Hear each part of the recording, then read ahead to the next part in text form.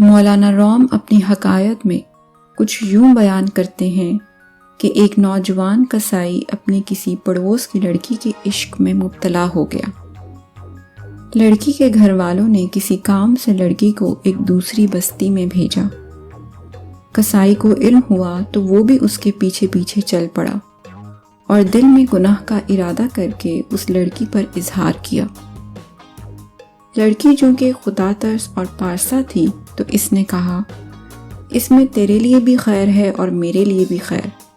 میرے دل میں تیرے لیے اس سے کہیں زیادہ محبت ہے جتنی تیرے دل میں میرے لیے ہے، مگر میں اللہ سے ڈرتی ہوں۔ نوجوان عاشق نے کہا، تو اللہ سے ڈرے اور میں نہ ڈروں، یہ کیسے ممکن ہے؟ چنانچہ اس نے اسی وقت توبہ کی اور واپس لوٹ گیا۔ راستے میں اسے پیاس لگی اور اتنی شدت سے لگی کہ موت کا وقت قریب آنے لگا۔ اتنے میں بنی اسرائیل کے انبیاء میں سے کسی نبی کا قاصد ادھر آ نکلا۔ اس نے اس کا حال دریافت کیا۔ اس نوجوان نے اپنی پیاس کی شکایت کی۔ اس قاصد نے کہا، آؤ ہم دونوں مل کر دعا کریں کہ اس گاؤں تک پہنچنے کے عرصے میں ہم برابر سائے میں رہیں۔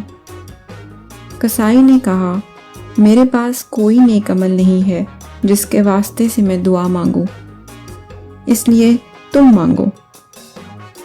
اس قاصد نے کہا، چلو ٹھیک ہے، میں دعا کرتا ہوں، تم آمین کہنا۔ قاصد نے دعا شروع کی اور وہ شخص آمین کہتا رہا۔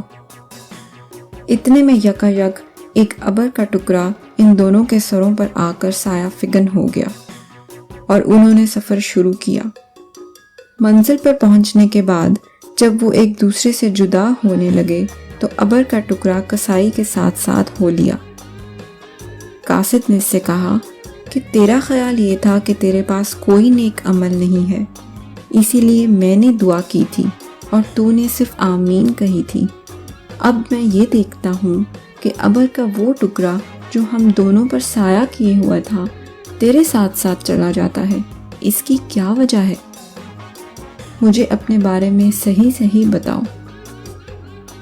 کسائی نے اپنے توبہ کا واقعہ تفصیل سے اسے سنا دیا، جسے سن کر قاصد نے کہا، اللہ تعالیٰ کے نزدیک توبہ کرنے والے کی جو قدر و منزلت ہے وہ کسی دوسرے کی نہیں ہے۔ مولانا روم اس حکایت میں یہ درس دیتے ہیں کہ سچی نیت سے توبہ کی جائے تو فوراً قبول ہو جاتی ہے، نیز نیک نیت نیک مراد۔ اللہ تعالیٰ کی ذات پاک نیت کو اچھی طرح سے جانتی ہے۔